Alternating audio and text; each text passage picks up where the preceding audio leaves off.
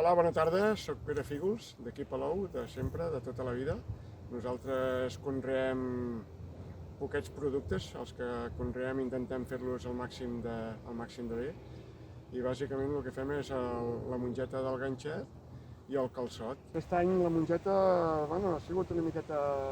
està sent complicat perquè entre les sequeres, les calors aquestes i tot, vull dir, cada cop sembla que cultivar és més complicat. Al final sembla que està arribant el producte en bones condicions. No sé si hi haurà menys collita, però sembla que al final estem arribant a bon port. Encara ens falta més o menys, un mes per acabar-la de collir. La vam plantar a primers de juliol, a primers de novembre. Suposo que ja hem de començar a segar-la i que es vagi assecant i després, a finals d'any, a veure si la podem batre, vull dir, aquest és el procés. Les podeu veure com estan ja en el seu punt quasi màxim, vull dir que ara estan acabant d'omplir, de formar-se la mongeta per dintre.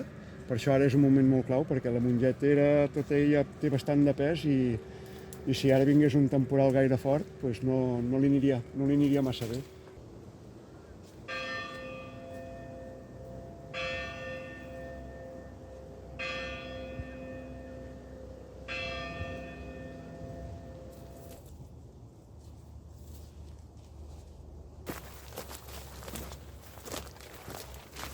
Si veieu aquí i aprecieu, després d'aquestes flors és quan surten les tavelles, vull dir que ara estem en un moment molt maco perquè es vegi tot el procés. Comença a treure la flor, en el moment que treu la flor després treu les beines, després es van fent més grans i després això, quan està la mongeta ja ben quajada, després s'asseca i després és quan l'hem de treure. Aquesta és una mongeta que fa molt de ganxo, és l'autèntica, no? I se'n ven molta i és molt apreciada aquí.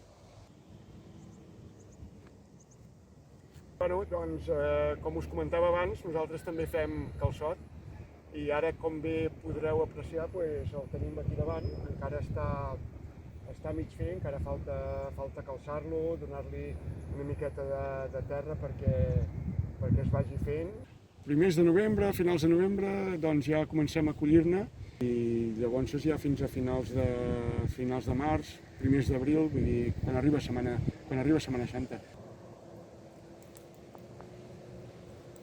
Això del canvi climàtic penso que ho canvia tot, absolutament tot, a tots els nivells.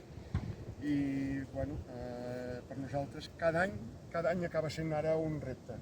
El que estàvem acostumats a fer d'una manera, vull dir, ara les regles sembla que hagin canviat i potser hem d'anar canviant dates, inclús la manera de treballar-lo, de fer-ho, tot ens va variant.